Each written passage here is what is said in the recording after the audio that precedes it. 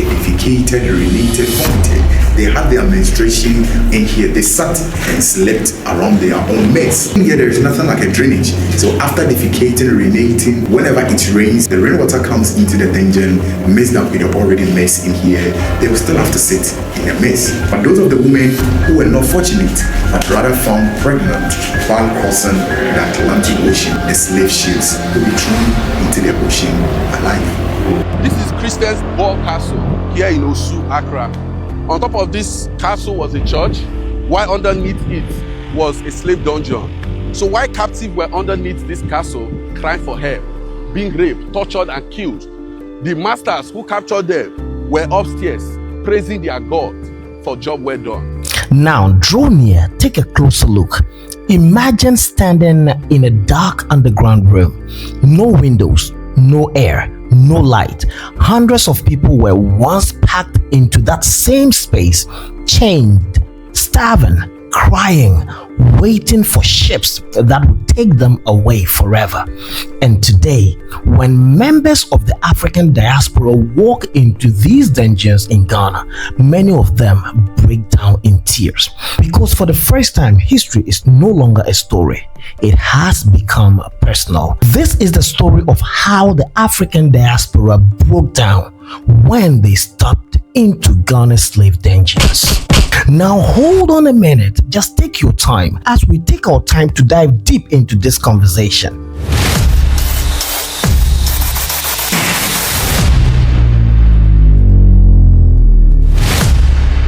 It's about time. Now, ladies and gentlemen of the jury, if this is the first time you're coming across my channel, this is Inside Studios Network. Make it a point to hit that subscribe button, like the video, share the video, go to the comment section and let me know what you think about this very conversation. To my new viewers and my returnees, thank you so much. But join this growing movement and let's grow together. And to my subscribers, I say thank you so much for being with me since day one. Now let's get straight into the story. Across the coast of Ghana stands massive white stone castles facing the Atlantic Ocean. To tourists, they may look like beautiful historic monuments, but beneath those walls lie some of the darkest rooms in human history, and also some of the darkest stories that has ever existed in human history. These were the slave dungeons of the transatlantic slave trades, and when diasporans, African Americans, Caribbeans, Brazilians, and others walk into these places today, something powerful happens to them. They feel something many historians struggle to explain, a deep emotional connection, a feeling that this could have been where their ancestors were held. And so in this video, I'm going to take my time for us to explore why visiting these dungeons is one of the most emotional experiences in the world for the African diaspora. On Ghana's Central Coast sits some of the most powerful monuments of the slave trade: the Cape Coast Castle, the Elmina Castle, and the Osu Christian Bell Castle. Originally built by the Europeans in the 1600s as a trading fort, they later became the largest slave-holding facilities in the West African coast. Inside these castles were underground chambers known as slave dungeons. The conditions were unimaginable: no ventilation, no sanitation, no place to lie down, and no light. Hundreds of people were forced into each dungeon. Human waste covered the floors. Diseases spread rapidly, and many died before ever reaching the ships. Captives could remain in these dungeons for up to 3 months, waiting for slave ships bound for the Americas. Alright, so this side is a female slave dungeon. This is where our grandmothers, our mothers, and our sisters, this is where they were kept. They also have 2 separate chambers. This is the first chamber. We have the second chamber just opposite us. Each chamber held 150 women together with their children in here. They were also not allowed to move outside. They defecated, urinated, vomited. They had their menstruation in here. They sat and slept around their own mess. The three spaces up here was their only source of light and ventilation. Now please, do you remember in the male dungeon, I made mention of a drainage underground that carries away the liquid waste. But over in here, there is nothing like a drainage. So after defecating, urinating, doing all sort of things in here, whenever it rains and then happens that the rainwater has to come in here, the rainwater comes into the dungeon, mixed up with the already mess in here, they will still have to sit in the mess.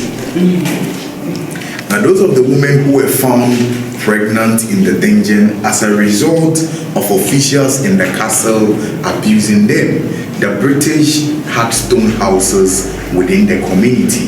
So that is where these pregnant women were taken to. Now 3 months after delivery, oftentimes there were 2 things that was involved. Now whoever impregnated her, if he decides he wants to be with her, in that case, she was considered to be a free person. She'll be taken from the dungeon into the stone houses. But whoever impregnated her, on the other hand, he refuses to be with her, officials in the castle would have to take the baby. The woman will be brought in here back again. Now besides, they had a church, they had a school within the castle. So these kids were being trained by the officials in the castle. They grew up, they moved into the community, others settled within the community, others also got married to the indigenous people in the town. I don't know how long you've been in Cape Coast here, but there's a more reason why when you travel to Cape Coast here, there are a lot of English names within the town. But those of the women who were not fortunate, but rather found pregnant while crossing the Atlantic Ocean, or in other words, pregnant women on board the slave ships will be thrown into the ocean alive. So that means they got pregnant here from the white man because they were separated from the black man. Yes, they were being abused by the Europeans. So And above them, European traders live comfortably in airy rooms. Some even attended church directly above the dungeons. Live here and go out, and go to the, but there's a chapel in the castle. So let's find out why there was a chapel in the castle. Under the chapel. After taking their communion wine and bread, there was a ventilation space by there. So they opened the hose and then they would drop the leftover of the communion wine and bread used. This same chapel was used only by their babies when they give birth with the enslaved females. They go and take out the babies without returning them to their mothers. Then they start to educate them here. Some also grown up to continue the trading activities. Some became engineers, sleep merchants, and continue their fathers. This is Christian's Ball Castle here in Osu, Accra. On top of this castle was a church, while underneath it was a slave dungeon. So while captives were underneath this castle, crying for help, being tortured and killed, the masters who captured them were upstairs, praising their God for job well done. You get to the point now. Listen, what you teach your children religion, make sure you teach them defense.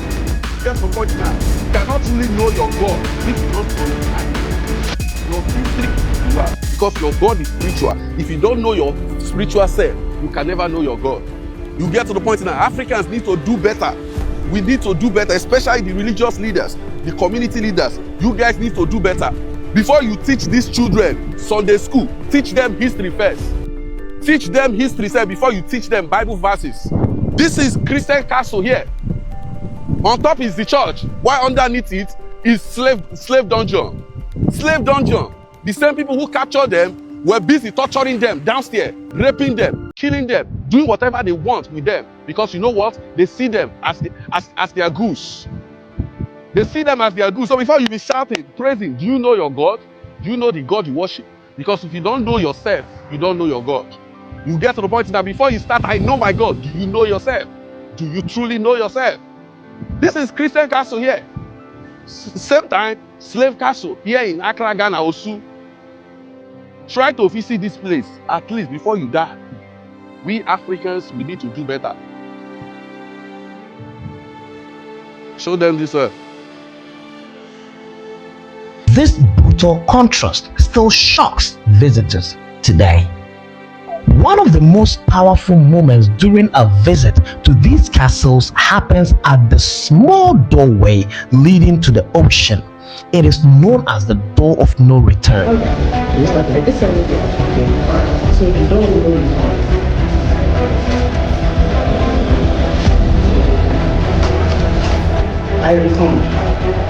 This narrow passage was the final point enslaved Africans passed through before boarding ships across the Atlantic. Once they stepped through that door, they would never see Africa again. They would never see their families again, and their identities would be erased. Name, dignity, tradition, and culture. Historians estimated that millions and millions of Africans were forced across the Atlantic during the slave trade. But on the contrary, millions more also died during the capture, during the forced marches, inside the castles, and even during the Middle Passage and in the plantations. When visitors stand at the door today, many simply cannot hold their emotions because the door represents the moment millions of African lives were stolen from the continent. We were absolutely talented farmers and technical people, because that was the industry in Africa. You had to know how to farm. They kidnapped successful working people to build the country. For many people in the African diaspora, visiting these castles is not just tourism, it is a pilgrimage. African Americans, Caribbean descendants, Brazilians, and others come to Ghana searching for connection. Some arrive excited, some arrive curious, but almost everyone leave deeply emotional and transformed. Why? Because inside the dungeons, visitors begin imagining something terrifying. What if my ancestors were here? Many tour guides say visitors often fall silent the moment they step inside. Some cry, some kneel in prayer, and others simply touch the walls. These walls absorbed centuries of suffering. You can still see the stone floor where captives stood in chains, sometimes for weeks. Visitors report that the air feels heavy, the silence feels haunting, and suddenly history becomes so real. Psychologists sometimes describe this experience as ancestral trauma or historical memory. For descendants of enslaved Africans, slavery is not distant history. It shaped their families, their culture, their identity, and their displacement from Africa. Standing inside the dungeon forces many people to confront a painful reality. Their ancestors were not immigrants, they were taken from their pride, taken from their identity, taken from their ancestry, and taken from their tradition and from their very being. And the castles in Ghana represents the last place many of them ever saw in Africa. That realization often triggers deep emotional reactions. Visitors say it feels like standing at the birthplace of their diaspora story. Tour guides at the castles often describe moments when entire tour group break down emotionally. Some people scream, some faint, some collapse in tears, because for many, this is the first time they truly grasp the scale of what happened. They have never imagined how it looked like. Imagine realizing that the room you were standing in may have held your ancestor before they were forced into slavery. That realization can be overwhelming, and yet many visitors say the experience is also healing. But there is a happy news. Today in Ghana has transformed the meaning of these sites. The country encourages the diaspora to reconnect with Africa. In fact, Ghana promotes something called the door of return instead of the door of no return. This idea symbolizes welcoming descendants of the enslaved Africans back home. Initiatives like the Year of Return, the Beyond the Return, and the Black Star Experience is inviting diasporans to visit Ghana, reconnect with heritage, and rebuild cultural ties. For many visitors, walking out of the castle is symbolic. Their ancestors were taken through the door of no return, but they are walking back through the door of return, a powerful reversal of history that is shaping identity. So now we can talk about why this story really matters today, and that we are talking about it. The slave castles of Ghana are not just historical sites, they are reminders of human cruelty, global injustice, and the resilience of African descendants. They force us to confront uncomfortable truths, but they also inspire something powerful: connection, healing, and remembrance. Because the millions who passed through those dungeons were not just statistics, they were fathers, mothers, children, leaders, artists, farmers, and human beings, the most important thing. And their descendants are now returning to remember them. When diasporans stand inside the dungeons of Ghana, something extraordinary happens. History stops being a chapter. It becomes a personal story of survival. Those walls witnessed unimaginable suffering, but they also represent something stronger, because what doesn't kill you makes you stronger. The survivor of a people who endured slavery and still shaped cultures across the Americas. So when visitors walk through those castles today, their tears are not only about pain, they are also about remembering, because remembering ensures that the voices of those who passed through the door of no return are never forgotten. Thank you so much for joining me through this moment. It was an honor having you here. Make it a point to hit that subscribe button, like the video, share the video, and honestly, let me know what you think about this very conversation. Remember, this is Inside Studios Network, and I'm gone. See you in the next